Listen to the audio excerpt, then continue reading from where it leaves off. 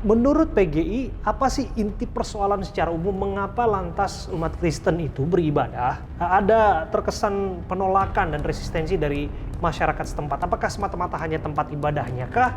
Atau semata-mata ada provokasi sebetulnya? Di negara yang berketuhanan yang Maha Esa ini, kenapa orang mau beribadah, memuji, menyembah Tuhannya? Itu kok sulit sekali.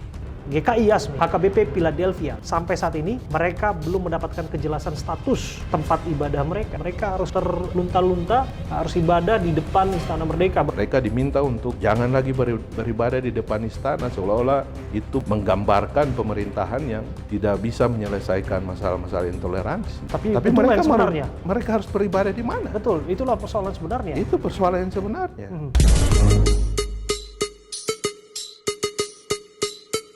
Bagaimana kemudian PGI melihat di masa pandemi seperti ini ada masalah dengan kebebasan menjalankan ibadah?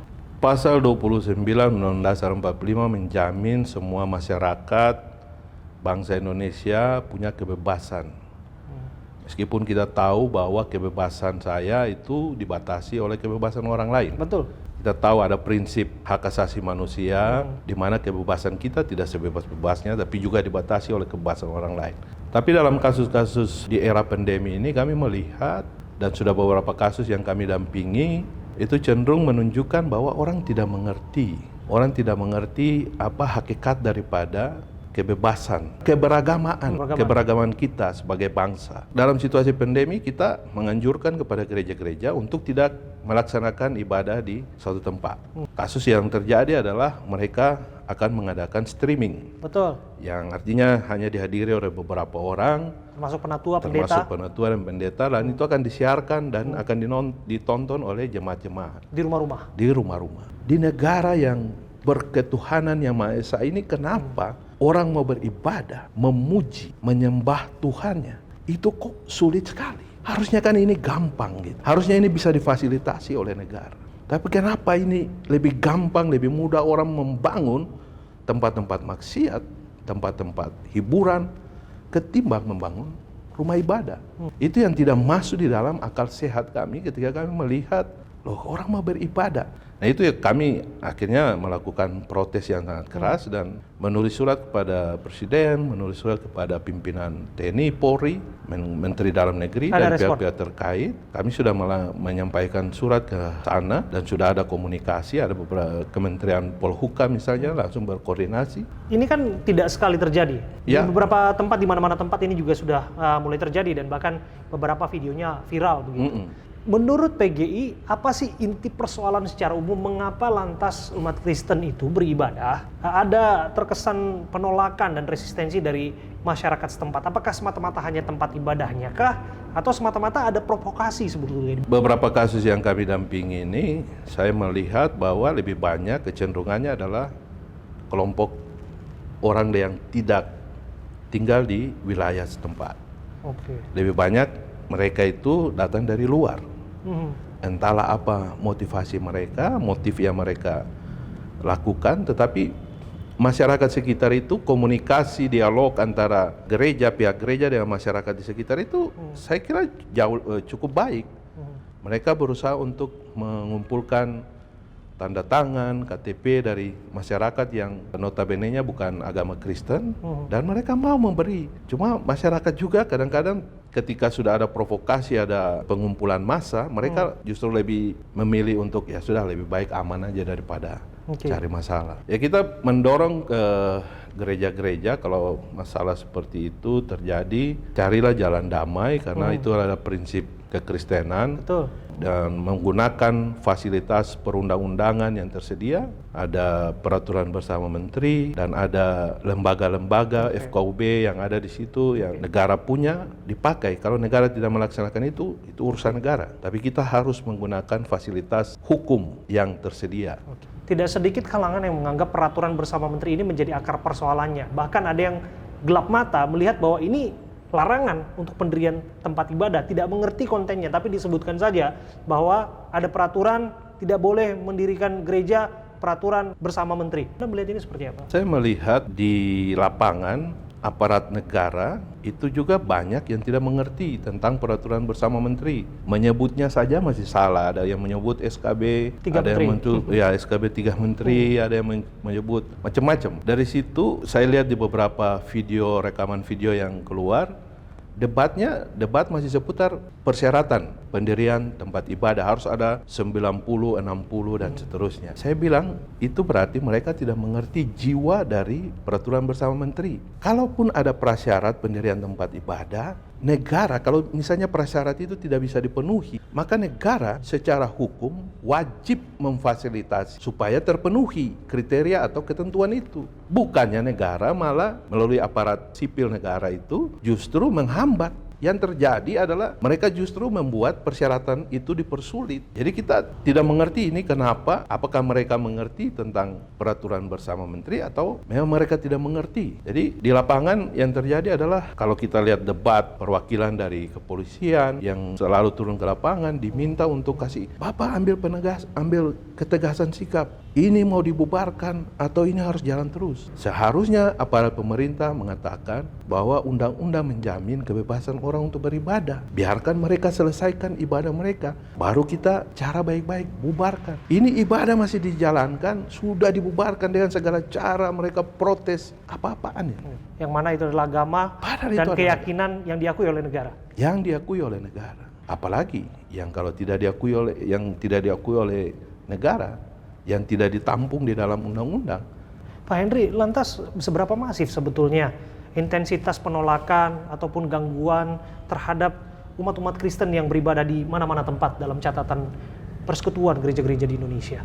Saya lihat perkembangan belakangan ini semakin intens ya, semakin intens sekali. Kemarin di Bekasi, kemarin lagi kami dengar salah satu gereja GPDI di Jonggol, dan videonya sudah sangat viral beredar.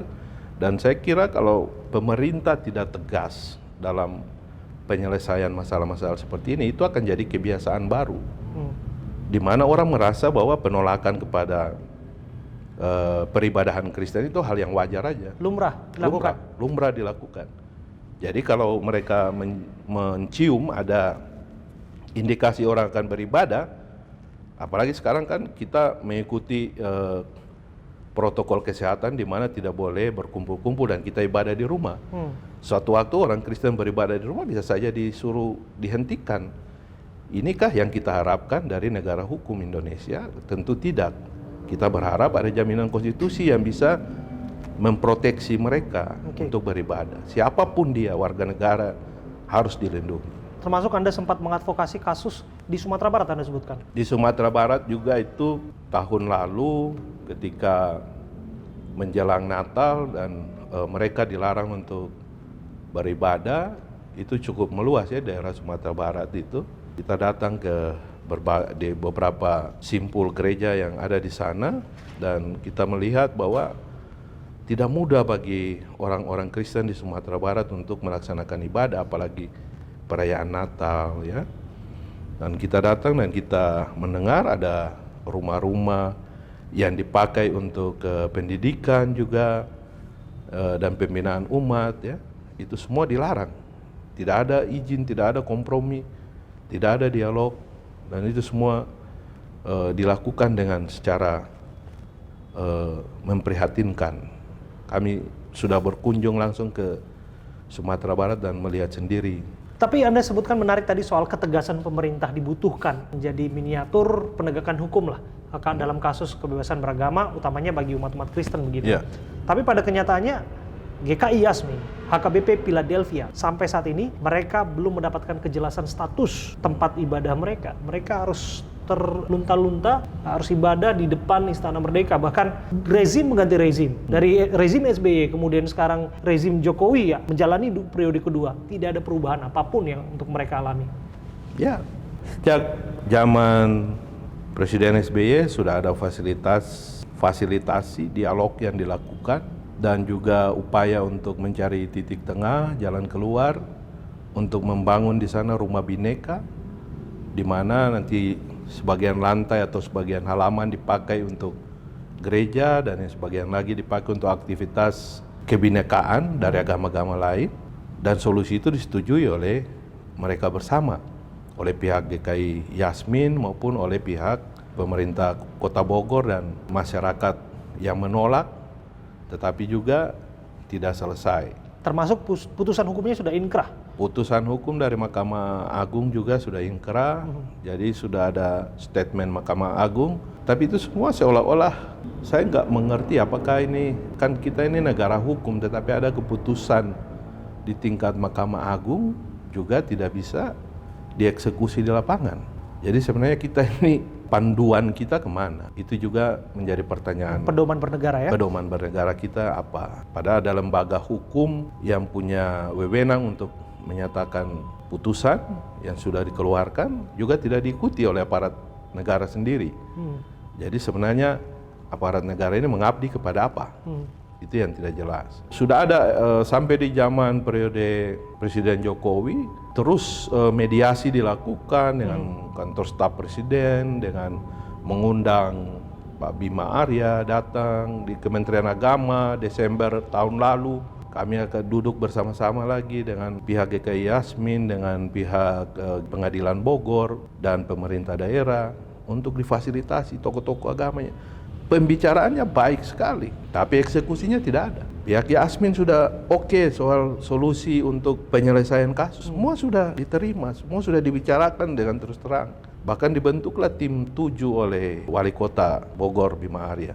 Tapi sampai sekarang tidak ada kejelasan. Mereka diminta untuk jangan lagi beribadah di depan istana, seolah-olah itu menggambarkan pemerintahan yang tidak bisa menyelesaikan masalah-masalah intoleransi. Tapi mereka sebenarnya mereka harus beribadah di mana? Betul, itulah persoalan sebenarnya. Itu persoalan yang sebenarnya. Nah itu kan kita berharap pemerintah bisa menyelesaikan masalah seperti ini. Itu yang saya maksudkan dengan ketegasan dari pemerintah, karena pemerintah harus berdiri di atas konstitusi dan undang-undang.